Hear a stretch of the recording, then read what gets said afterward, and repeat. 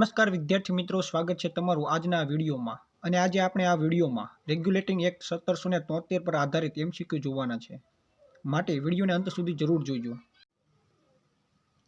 અને જો હા, તમે આ ચેનલ ઉપર નવા આવતા હોય તો ચેનલને સબસ્ક્રાઇબ કરવાનું પણ ભૂલશો નહીં, જેથી આવા જ અવનવા વિડીયો તમને આ ચેનલ ઉપરથી મળતા રહેશે।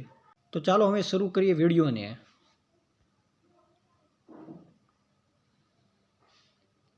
પહેલો પ્રશ્ન, રેગ્યુલેટિંગ એક્ટ કયા વર્ષે પસાર થયો? તો મિત્રો, રેગ્યુલેટિંગ એક્ટ 1773ની સાલમાં પસાર થયો હતો, એટલે કે ઓપ્શન સી જવાબ સાચો થશે। બીજો પ્રશ્ન, રેગ્યુલેટિંગ એક્ટ 1773 કયા દેશની સંસદે પસાર કર્યો?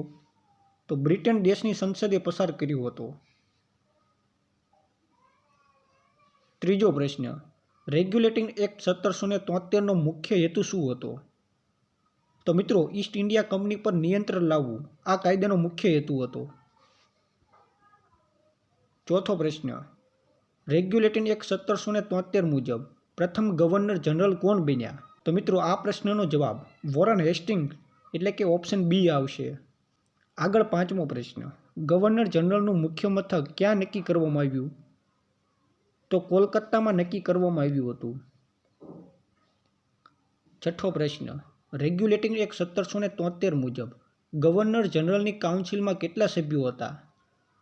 તો 4 સભ્યો હતા। મિત્રો, આ પ્રશ્ન મોસ્ટ આઈએમપી છે, જે વારંવાર પરીક્ષાઓમાં પૂછાતો હોય છે। આગળ સાતમો પ્રશ્ન, રેગ્યુલેટિંગ એક્ટ 1773 દ્વારા કઈ નવી ન્યાયિક વ્યવસ્થા શરૂ કરવામાં આવી?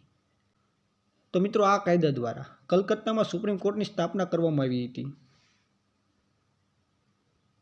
આગળ આઠમો પ્રશ્ન, કલકત્તા સુપ્રીમ કોર્ટની સ્થાપના કયા વર્ષે થઈ?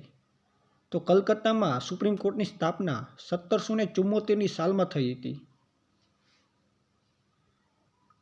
નવમો પ્રશ્ન, રેગ્યુલેટિંગ એક્ટ 1773 મુજબ કયા પ્રેસિડેન્ટ ગવર્નર જનરલના આધીન લાવવામાં આવ્યા? તો બોમ્બે અને મદ્રાસના ગવર્નર જનરલને આધીન લાવવામાં આવ્યા હતા। ઓપ્શન સી જવાબ સાચો થશે। આગળ 10મો પ્રશ્ન, રેગ્યુલેટિંગ એક્ટ 1773ની સૌથી મોટી ખામી કઈ હતી? તો મિત્રો, આ કાયદાની સૌથી મોટી ખામી સત્તાઓ સ્પષ્ટ રીતે નિર્ધારિત ન હતી।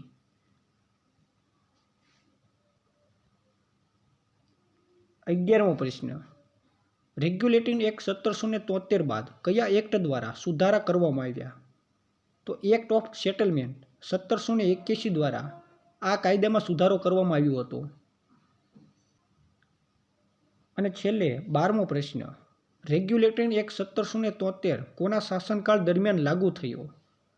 તો મિત્રો, આ સમયે જ્યોર્જ ત્રીજો, જેનું શાસન બ્રિટનમાં હતું, અને તેના જ સમયગાળામાં આ કાયદો ભારતમાં લાવવામાં આવ્યો હતો। તો મિત્રો, આ હતા 1773ના રેગ્યુલેટિંગ એક્ટના મહત્વના પ્રશ્નો કે જે વારંવાર પરીક્ષાઓમાં પૂછાતા હોય છે। અને જો આ વિડીયો તમને પસંદ આવ્યો હોય તો વિડીયોને લાઇક જરૂરથી કરી દેજો, અને સાથે શેર કરવાનું પણ ભૂલશો નહીં।